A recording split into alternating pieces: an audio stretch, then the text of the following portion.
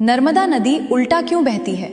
क्या आपने कभी सोचा है, जहां भारत की अधिकांश नदियां पूर्व की ओर बहती हैं, वहीं नर्मदा अकेली पश्चिम की ओर क्यों बहती है? कहा जाता है कि अंधकासुर राक्षस का वध करने के बाद भगवान शिव बहुत थक गए थे और अमरकंटक की पहाड़ियों पर विश्राम कर रहे थे। भगवान शिव के माथे से गिरे पसीने की बूंदों से एक अत्यंत सुंदर कन्या का जन्म हुआ।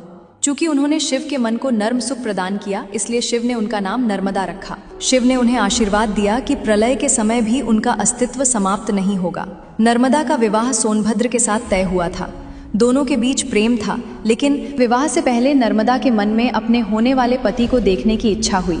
नर्मदा ने अपनी प्रिय सखी और दासी जुहिला को अपना संदेश और उपहार लेकर सोनभद्र के पास भेजा।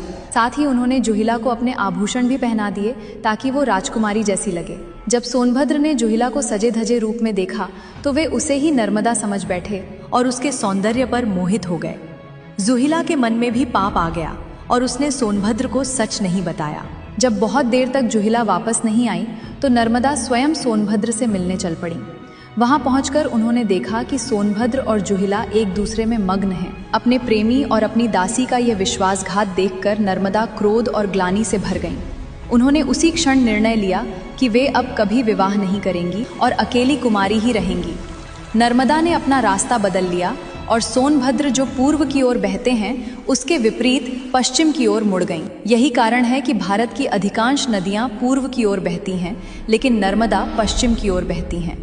पौराणिक मान्यताओं में एक और चौंकाने वाली बात यह है कि गंगा में स्नान करने से जो पुण्य मिलता है, वो नर्मदा के केवल दर्शन मात्र से मिल जाता है।